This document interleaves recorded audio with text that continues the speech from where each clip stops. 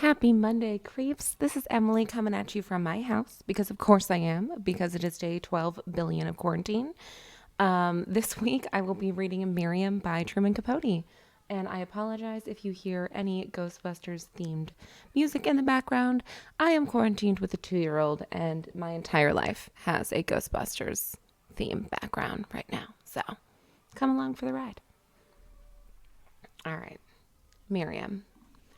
For several years, Mrs. H. T. Miller lived alone in a pleasant apartment, 2 rooms with a kitchenette, in a remodeled brownstone near the East River. She was a widow. Mr. H. T. Miller had left a reasonable amount of insurance. Her interests were narrow. She had no friends to speak of, and she rarely journeyed farther than the corner grocery.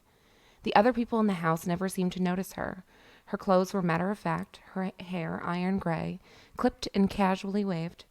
She did not use cosmetics, her features were plain and inconspicuous, and on her last birthday she was 61. Her activities were seldom spontaneous. She kept 2 rooms immaculate, smoked an occasional cigarette, prepared her own meals, and tended to a canary. Then she met Miriam. It was snowing that night. Mrs. Miller had finished drying the supper dishes and was thumbing through an afternoon paper when she saw an advertisement of a picture playing at a neighborhood theater. The title sounded good, so she struggled into her beaver coat, laced her galoshes, and left the apartment, leaving one burning in the foyer. She found nothing more disturbing than a sensation of darkness.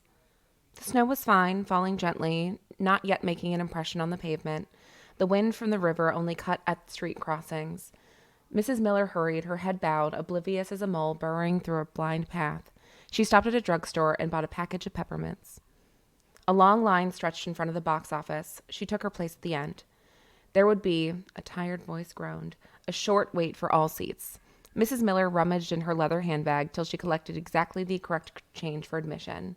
The line seemed to be taking its own time. Looking around for some distractions, she suddenly became conscious of a little girl standing under the edge of the marquee. Her hair was the longest and strangest Mrs. Miller had ever seen. Absolutely silver white, like an albino's. It flowed wave-lengths in smooth, loose lines. She was thin and fragilely constructed. There was a simple, special elegance in the way that she stood with her thumbs in the pockets of a tailored plum velvet coat. Mrs. Miller felt oddly excited when the little girl glanced toward her. She smiled warmly. The little girl walked over and said, "Would you care to do me a favor?" "I'd be glad to if I could," said Miss Miller. "Oh, it's quite easy. I merely want you to buy a ticket for me. They won't let me in otherwise. Here, I have the money." And gracefully she handed Mrs. Miller 2 dimes and a nickel. They went over to the theater together. An usherette directed them to the lounge, and in 20 minutes the picture would be over. "I feel just like a genuine criminal," said Miss Miller gaily as she sat down. "I mean, that sort of thing's against the law, isn't it? I do hope I haven't done the wrong thing. Your mother knows where you are, dear. I mean, she does, doesn't she?" The little girl said nothing. She unbuttoned her coat and folded it across her lap. Her dress underneath was prim and dark blue. A gold chain dangled about her neck, and her fingers, sensitive and musical looking, toyed with it. Examining her more attentively, Mrs. Miller decided the truly distinctive feature was not her hair, but her eyes. They were hazel, steady, lacking any childlike quality whatsoever, and because of their size, seemed to consume all of her face. Mrs. Miller offered a peppermint. "What's your name, dear?" "Miriam," she said, although in some curious way it were information already familiar. "Why, isn't that funny? My name's Miriam, too. That's not a terribly common name, either. Now don't tell me your last name is Miller." "Just Miriam." "But isn't that funny?" "Moderately," said Miriam, and rolled a peppermint on her tongue. Mrs. Miller flushed and shifted uncomfortably. "You have such a large vocabulary for such a young girl." "Do I?" "Well, yes," said Miss Miller, hastily changing the topic to, "Do you like the movies?" "I wouldn't really know," said Miriam. "I've never been before." Women began filling the lounge. The rumble of the newsreel bombs exploded in the distance. Mrs. Miller rose, tucking her purse under her arm. "I guess I'd better be running now if I want to get a seat," she said. "It was nice to have met you." Miriam nodded ever so slightly. It snowed all week. Wheels and footsteps moved soundlessly on the street as if the business of living continued secretly behind a pale but impenetrable curtain. In the falling quiet there was no sky or earth, only snow lifting in the wind, frosting the window glass, chilling the rooms, deadening the hustling of the city. At all hours, it was necessary to keep a lamp lighted, and Mrs. Miller lost track of the days. Friday was no different from Saturday, and on Sunday she went to the grocery store. Closed, of course. That evening, she scrambled eggs and fixed a bowl of tomato soup. Then, after putting on a flannel robe and cold creaming her face, she propped herself in bed with a hot water bottle under her feet. She was reading the Times when the doorbell rang. At first, she thought it must be a mistake and whoever it was would go away, but it rang and settled into a persistent buzz. She looked at the clock, a little after 11. It didn't seem possible. She was always asleep by 10. Climbing out of bed, she trotted barefoot across the living room. "I'm coming, please be patient." The latch was caught, so she turned it this way, and the bell never stopped for an instant. "Stop it," she cried. The bolt gave way, and she opened the door an inch. "What in heaven's name?" "Hello," said Miriam. "Oh, well, hello," said Mrs. Miller, stepping hesitantly into the hall. "You're that little girl. I thought you'd never answer, but I kept my finger on the button. I knew you were home. Aren't you glad to see me?" Mrs. Miller did not know what to say. Miriam, she saw, wore the same plum velvet coat, and now she also had a beret to match. Her white hair was braided into 2 shining braids and looped at the ends with enormous white ribbons. "Since I've waited so long, you could at least let me in," she said. "It's awfully late." Miriam regarded her blankly. "What difference does that make? Let me in. It's cold out here, and I have on a silk dress." Then, with a gentle gesture, she urged Mrs. Miller aside and passed into the apartment. She dropped her coat and beret on a chair. She was indeed wearing a silk dress, white silk in February. The skirt was beautifully pleated and the sleeves long. It made a faint rustle as she strode about the room. "I like your place," she said. "I like the rug. Blue's my favorite color." She touched the paper rose in a vase on the coffee table. "Imitation," she commented. "How sad. Aren't imitations sad?" She seated herself on the sofa, daintily spreading her skirt. "What do you want?" Mrs. Miller asked. "Sit down," said Miriam. "It makes me nervous to see people stand." Mrs. Miller sank into a chair. "What do you want?" she repeated. "You know, I don't think you're glad I came." For a second, Mrs. Miller was without an answer. Her hand motioned vaguely. Miriam giggled and pressed back on a mound of fancy pillows. Mrs. Miller noticed that the girl was less pale than she remembered. Her cheeks were flushed. "How did you know where I lived?" Miriam frowned. "That's no question at all. What's your name? What's mine?" "But I'm not listed in the phone book." "Oh, let's talk about something else." Mrs. Miller said, "Your mother might be insane to let a child like you wander around at all hours of the night, and in such ridiculous clothes. She must be out of her mind." Miriam got up and moved to a corner where a covered bird cage hung from a ceiling. She peered under the cover. "It's a canary," she said. "Would you mind if I woke him? I'd like to hear him sing." "Leave Tommy alone," said Mrs. Miller anxiously. "Don't you dare wake him." "Certainly," said Miriam, "but I don't see why I can't hear him sing. And then, do you have anything to eat? I'm starving. Even milk and a jam sandwich would be fine." "Look," said Mrs. Miller, arising from the chair. "Look, if I make you some nice sandwiches, will you be a good child and run along home? It's past midnight, I'm sure." "It's snowing," reproached Miriam, "and cold and dark." "Well, you shouldn't have come here to begin with," said Miss Miller, struggling to control her voice. "I can't help the weather. If you want anything to eat, you'll have to promise to leave." Miriam brushed a braid against her cheek. Her eyes were thoughtful, as if weighing the proposition. She turned toward the birdcage. "Very well," she said. "I promise." How old is she? 10? 11? Miss Miller in the kitchen unsealed a jar of strawberry preserves and cut 4 slices of bread. She poured a glass of milk and paused to light a cigarette. Why had she come? Her hand shook as she held the match, fascinated till it burned her finger. The canary was singing as he did in the morning and at no other time. "Miriam," she called. "Miriam, I told you not to disturb Tommy." There was no answer. She called again. All she heard was the canary. She inhaled the cigarette and discovered that she had lighted the cork tip end, and, oh, really, she mustn't lose her temper. She carried the food on a tray and set it on the coffee table. She saw first that the bird cage still wore its tight cover, and Tommy was singing. It gave her a queer sensation. And no one was in the room. Mrs. Miller went through an alcove leading to her bedroom, and at the door she caught her breath. "What are you doing?" she asked. Miriam glanced up, and her eyes was a look that was not ordinary. She was standing by the bureau, a jewel case open before her. For a minute she studied Mrs. Miller, forcing their eyes to meet, and she smiled. "There's nothing good here," she said, "but I like this." Her hand held a cameo brooch. "This is charming. Perhaps you better put it back," said Miss Miller, feeling suddenly by the need of some support. She leaned against the door frame. Her head was unbearably heavy. A pressure weighed the rhythm of her heartbeat. The light seemed to flutter defectively. "Please, child, a gift from my husband." "But it's beautiful and I want it," said Miriam. "Give it to me." As she stood, striving to shape a sentence which would somehow save the brooch, it came to Miss Miller that there was no one to whom she might turn. She was alone, a fact that had not been amongst her thoughts for quite a long time. Its sheer emphasis was stunning, but here, in her own room, in the hushed snow city where evidence she could not ignore, or, she knew with startling clarity, resist. Miriam ate ravenously, and when the sandwiches and milk were gone, her fingers made cobweb movements over the plate, gathering crumbs. The cameo gleamed on her blouse, the blonde profile like a trick reflection of its wearer. "That was very nice," she sighed. "Though now an almond cake or a cherry would be ideal. Sweets are lovely, don't you think?" Miss Miller was perched precariously on her chair, smoking a cigarette. Her hairnet had slipped lopsided, and loose strands straggled down from her face. Her eyes were stupidly concentrated on nothing, and her cheeks were molted in red patches, as though a fierce slap had left permanent marks. "Is there candy? A cake?" Miss Miller tapped ash on the rug.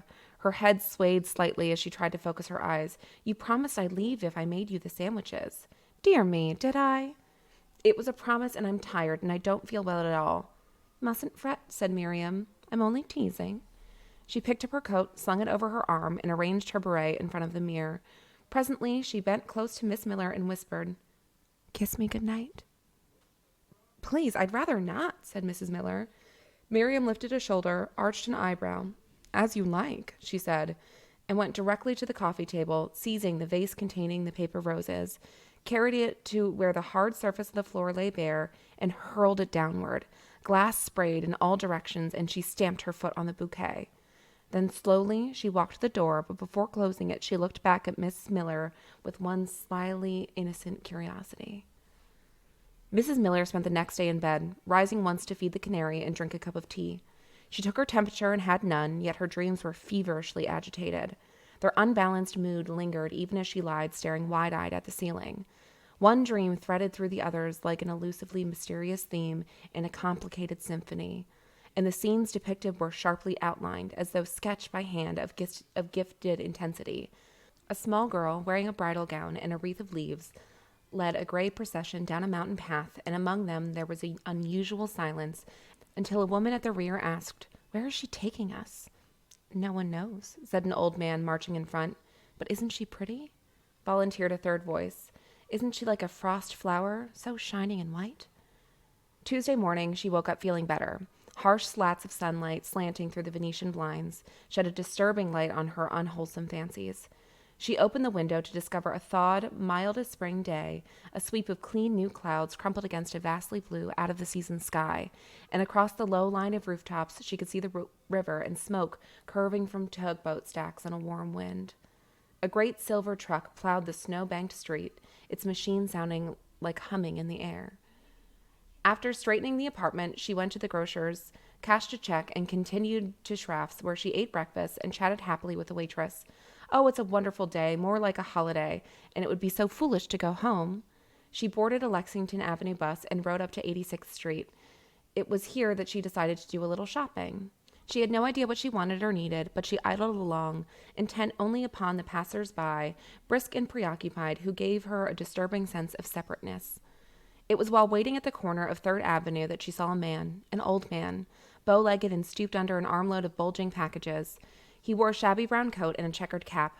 Suddenly she realized they were exchanging a smile. There was nothing friendly about this smile, though. It was merely 2 cold flickers of recognition. But she certainly had never seen him before. He was standing next to an L-pillar, and as she crossed the street, he turned and followed. He kept quite close. From corner of her eyes, she watched his reflection wavering in the shop windows. Then, in the middle of the block, she stopped and faced him. He stopped also, and cocked his neck, grinning. But what could she say or do, here in broad daylight, on 86th Street? It was useless, and despising her own helplessness, she quickened her steps. Now, 2nd Avenue is as dismal as a street can be, made from scraps and ends, part cobblestone, part asphalt, part cement, and its atmosphere of desertion is permanent. Mrs. Miller walked 5 blocks without meeting anyone. All the while, the steady crunch of his footfalls in the snow stayed near. When she came to a florist's shop, the sound was still with her. She hurried inside and watched through the glass door as the old man passed. He kept his eyes straight ahead and didn't slow his pace, but he did one strange telling thing. He tipped his cap. Six white ones, did you say? Asked the florist. Yes, she told him. White roses. From there, she went to a glassware store and selected a vase, presumably a replacement for the one that Miriam had broken, though the price was intolerable and the vase itself, she thought, was grotesquely vulgar. But a series of unaccountable purchases had begun, as if by prearranged plan, a plan of which she had not the least knowledge or control. She bought a bag of glazed cherries, and at a place called Knickerbocker Bakery, she paid 40 cents for 6 almond cakes. Within the last hour, the weather had turned cold again. Like blurred lenses, winter clouds cast a shade over the sun, and a skeleton of an early dusk colored the sky. A damp mist mixed with the wind and the voices of a few children who romped high on mountains of gutter snow seemed lonely and cheerless. Soon the first flake fell, and when Mrs. Miller reached the brownstone house, snow was falling in a swift screen, and foot tracks vanished as they were printed. The white roses were decoratively in the vase. The glazed cherries shone on a ceramic plate. The almond cakes, dusted with sugar, awaited a hand. The canary fluttered on its wing and picked at a bar of seed. At precisely 5, the doorbell rang. Mrs. Miller knew who it was. The hem of her housecoat trailed as she crossed the floor. "Is that you?" she called. "Naturally," said Miriam, the word resounding shrilly from the hall. "Open this door." "Go away," said Mrs. Miller. "Please hurry, I have a heavy package." "Go away," said Mrs. Miller. She returned to the living room, lighted a cigarette, and sat down calmly, listened to the buzzer on and on. "You might as well leave. I have no intention of letting you in." Shortly, the bell stopped. For possibly 10 minutes, Mrs. Miller did not move. Then, hearing no sound, she concluded that Miriam had gone. She tiptoed to the door and opened it a sliver. Miriam was half reclining atop a cardboard box with beautiful French doll cradled in her arms. "Really? I thought you were never coming," she said peevishly. "Here, help me get it in. It's awfully heavy." There was no spell-like compulsion that Mrs. Miller felt, but rather a curious passivity that brought in the box, Miriam and the doll. Miriam curled up on the sofa, not troubling to remove her coat or beret, and watched disinterestedly as Mrs. Miller dropped the box and stood trembling, trying to catch her breath. "Thank you," she said. In the daylight, she looked pinched and drawn, her hair less luminous. The French doll she was loving wore an exquisite powder wig, and its idiot glass eyes sought solace in Miriam's. "I have a surprise," she continued. "Look in my box." Kneeling, Miss Miller parted the flaps and lifted out another doll. Then a blue dress, which she recalled as the one that Miriam had worn on the first night at the theater, and of the reminder, she said, "It's all clothes. Why?" "Because I've come to live with you," said Miriam, twisting a cherry stem. "Wasn't it nice of you to buy me the cherries?" "But you can't. For God's sake, go away. Go away and leave me alone." "And the roses and the almond cakes? How really wonderfully generous. You know, these cherries are delicious. The last place I lived was with an old man. He was terribly poor and we never had good things to eat. But I think I'll be happy here." She paused to snuggle her doll closer. "Now, if you'll just show me where to put my things." Mrs. Miller's face dissolved into a mask of ugly red lines. She began to cry, and it was an unnatural, tearless sort of weeping, as though not having wept for a long time, she had forgotten how. Carefully, she edged backwards till she touched the door. She fumbled through the hall and down the stairs to a landing below. She pounded frantically on the door of the first apartment she came to. A short, red-headed man answered, and she pushed past him. "Say, what the hell is this?" he said. "Anything wrong, lover?" asked a young woman who appeared from the kitchen, drying her hands. And it was to her that Mrs. Miller turned. "Listen," she cried, "I'm ashamed of behaving this way, but, well, I'm Mrs. H.T. Miller, living upstairs." She pressed her hands over her face. "It sounds so absurd." The woman guided her to a chair, while the man excitedly rattled pocket change. "Yeah? I live upstairs, and there's this little girl visiting me, and I suppose that I'm afraid of her. She won't leave, and I can't make her, and she's going to do something terrible. She's already stolen my cameo, and she's about to do something worse, more terrible." The man asked, Is she a relative? Uh-huh. Mrs. Miller shook her head. "I don't know who she is. Her name's Miriam, and I don't know for certain who she is." "You gotta calm down, honey," said the woman, stroking Mrs. Miller's arm. Harry here will tend to this kid. Go on, lover." And Mrs. Miller said, "The door's open, 5A."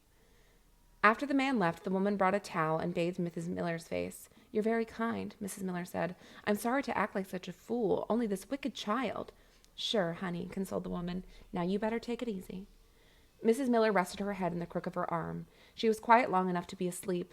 The woman turned a radio dial. A piano, a husky voice filled the silence, and a woman tapping her foot kept excellent time. Maybe we gotta go up too, she said. I don't want to see her again. I don't want to be anywhere near her. Uh-huh. But what you should have done, you should have called a cop. Presently, they heard the man on the stairs. He strode into the room, frowning and scratching the back of his head. Nobody there, he said, honestly embarrassed. She must have beat it. Harry, you're a jerk, announced the woman. We've been sitting here the whole time, and we would have seen. She stopped abruptly, for the man's glance was sharp. I looked all over, he said. There just ain't nobody there, you understand? Nobody. Tell me, said Mrs. Miller, rising. Did you see a large box or a doll? No, ma'am, I didn't. And the woman, as if delivering a verdict, said, well, now for crying out loud. Mrs. Miller entered her apartment softly. She walked to the center of the room and stood quite still. No, in a sense it had not changed. The roses, the cakes, and the cherries were all in place, but this was an emptier room. Emptier than if all the furnishing and familiars were not present, lifeless and petrified as a funeral parlor. The sofa loomed before her with a new strangeness. Its vacancy had a meaning that would have been less penetrating and terrible had Miriam still been curled on it. She gazed fixedly at the space where she remembered setting the box, and for a moment the chair spun desperately. She looked through the window, surely as the river was real, surely as the snow was falling, but then one could not be certain to witness anything. Miriam so vividly there, and yet, where was she? Where? As though moving in a dream, she sank to the chair. The room was losing shape. It was dark and getting darker, and there was nothing to be done about it. She could not lift her hand to light a lamp. Suddenly, closing her eyes, she felt an upward surge, like a driver emerging from some deeper, greener depth. In times of terror or immense distress, there are moments when the mind waits, as though for a revelation, while a skein of calm is woven over throughout. It is like sleep or a supernatural trance. All during this lull, one is aware of a force of quiet reasoning. Well, what if she had never really known a girl named Miriam? That she had been foolishly frightened on the street? In the end, like everything else, it was of no importance, for the only things that she had lost to Miriam was her identity. But now she knew what she had found again, the person who lived in this room, who cooked her own meals, who owned a canary, who was someone who could trust and believe in, Mrs. H.T. Miller. Listening in contentment, she became aware of a double sound, a bureau drawer opening and closing. She seemed to hear it long after contemplation, opening and closing. Then gradually the harshness of it was replaced by a murmur of a silk dress. And this, delicately faint, was moving nearer and swelling in intensity until the walls trembled with vibration and the room was caving under a wave of whispers. Mrs. Miller stiffened and opened her eyes to a dull, distinct stare. Hello, said Miriam. And that's it. I very much hope that you guys enjoyed this reading of Miriam. It's a little bit longer than I typically do, but it's such a good story, I couldn't help myself. I also have a few Miriams in my life, so I've always loved this one. Please, please, please, please, please, please, please, please, please, please, please, make sure that you're registered to vote and then fucking vote, because our lives do depend on it. So if you take anything away, fucking vote. Just do it. Thank y'all. Love you so much. Bye-bye.